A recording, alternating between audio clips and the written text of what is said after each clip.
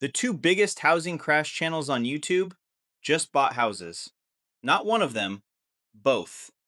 Nick Gerli of Reventure, 679,000 subscribers, the most quoted crash forecaster in the country, revealed this week on camera that he bought himself an Atlanta townhouse this spring. $330,000, 167,000 below what that same place went for in 2023. And this morning, Travis at Real Estate Mindset, 229,000 subscribers. 4 straight years of telling viewers, his words, right now is an absolutely terrible time to own. Odds are you're going to be a bag holder. Told his audience, quote, I put an offer on a house and it was accepted. Same week, the exact week the median price of an American home hit the highest number ever recorded. $440,600. If you own your home, if you watched 2008 happen with your own eyes, and if you've heard the crash is 6 months away every year since 2022, the next 15 minutes are for you. And I'm not going to make you sit through 20 minutes to find out what this means. Here it is, up front. This is what capitulation looks like. In markets, capitulation is the moment the loudest holdouts quit fighting the tape and join the other side. One bear buying is a story. Two of them in the same season is a pattern. And that pattern tells you three things. What to actually believe about your home equity. What your cash has really been doing while you waited for a better price. And where money goes to hide when it stops trusting the dollar. That third one is where this story ends up. And it is not where you think. Stay to the end, because nobody knows what happens next, including me. So I'll give you 2 scenarios and 3 specific, dated signals you can check yourself. No guru required. Quick word before we dig in. I'm a former broker. I spent 20 years in consumer lending, and I have watched people make their worst money decisions at moments exactly like this one, when a story they trusted for years suddenly breaks. So 2 ground rules. We do this calmly, and nobody gets mocked in this video. Both of these men made honest human decisions, and honestly, their behavior is the most useful housing data anyone has published all year. Let's put the headlines side by side. Headline 1, July 9th. The National Association of Realtors reports existing home sales fell again, down 2.4% in June, to a pace of about 4.09 million a year. Buyers are on strike. And in the very same report, the median price rose to $440,600, an all-time record.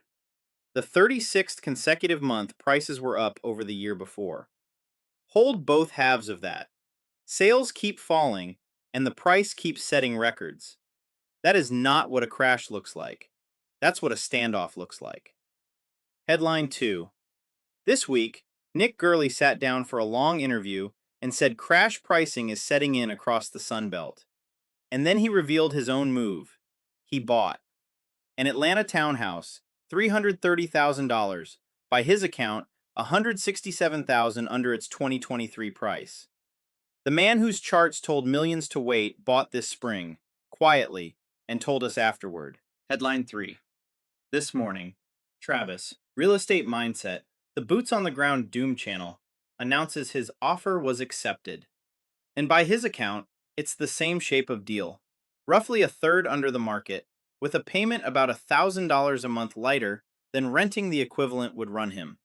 Now here's the part I need you to catch, because it's the actual signal, and most of the coverage will miss it. Neither bear bought the median house at the record price. Neither one walked in and paid $440,600 retail. Both of them bought deep under market deals, the wedge, the steal, the 1 in 100 listing, which tells you the smart bears never truly meant never buy. They meant only buy a genuine discount. And their own purchases finally said out loud what 4 years of thumbnails wouldn't. That's not hypocrisy. That's the honest, human data point. Travis found a genuinely good deal. That's the point. The people who tell you to wait forever eventually stop waiting. And when they stop, they don't ring a bell. They close quietly, and you find out later. One caution before anyone gets excited. Two data points make a pattern. They do not make a bottom. Keep that. We'll need it in a few minutes.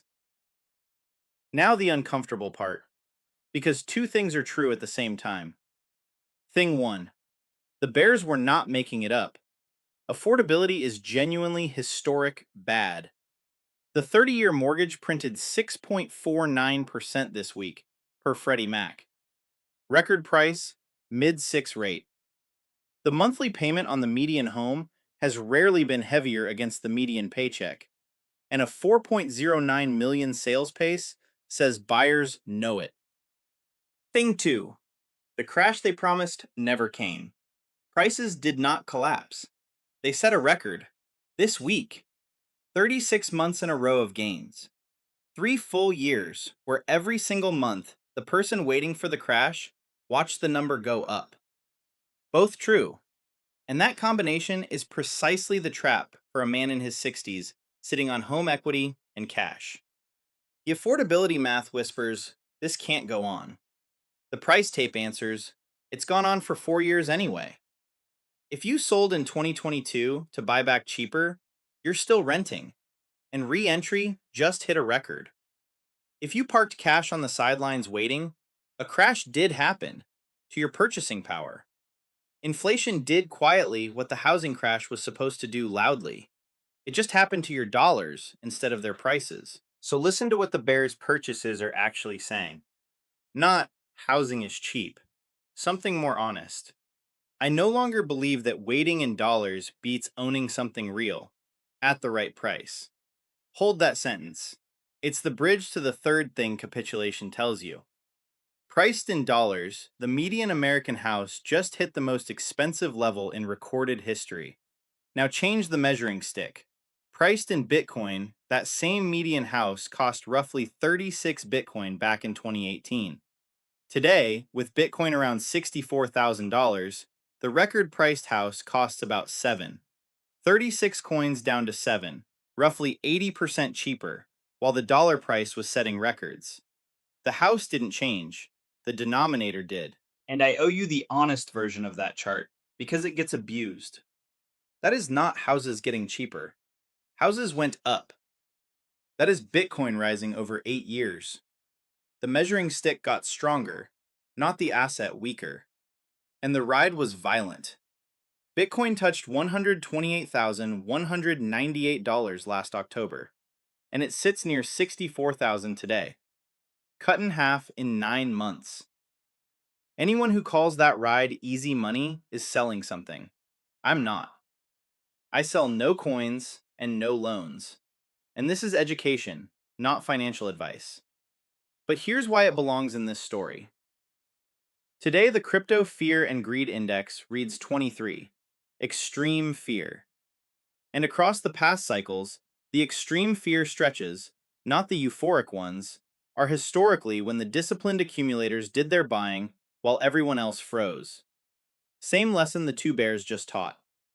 The crowd's emotions run opposite the opportunity, and the loudest voices flip last. Now, I'm not re-deriving the math here because I already ran it live with a realtor last month. The full rent versus buy numbers on 2 actual Phoenix houses, the $529,000 buy versus the $2,675 rent, and what putting the $1,000 a month difference to work did over 5 years. That's on my real estate channel, Tim Talks Real Estate. Short version, the 5-year difference worked out to about 1.35 Bitcoin, roughly $86,500 at today's price. That video and my free Bitcoin down payment calculator are both linked below. So let's land this. The two loudest bears in housing bought houses the same week prices hit their all-time record. Capitulation. And capitulation only ever means one of two things. Scenario 1. The bears were early, not wrong. A downturn still comes. Sales are already at recession-grade levels. And in housing, price always surrenders last. If that's the road, the equity number on your statement shrinks. The regret hits the people who panic bought retail And notice the bears are hedged even here because they bought a third under market. And make no mistake, Bitcoin can fall hard in that world too. Extreme fear can always get more extreme. In that scenario, the win goes to the man who doesn't need to sell anything and whose cash is still earning. Scenario 2. The capitulations mark the floor of the fear itself. The last loud holdouts buying is historically what the end of a standoff looks like. The record stands, prices grind on, and the cost of waiting keeps compounding quietly. In which case, today's extreme fear reading of 23 was the window, and the people who acted while the crowd froze were the ones who got paid. I don't know which one prints. Neither do Travis or Nick, and neither does anyone selling you certainty. So here's what you watch. 3 signals, all dated, all free to check. Signal 1.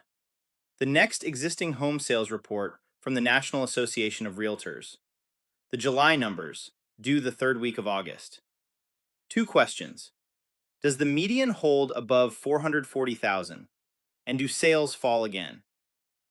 Falling sales with a rising median means the standoff continues. Signal 2. The Crypto Fear and Greed Index. It prints every morning. It's free, and it reads 23 today. Watch for a cross back above 50.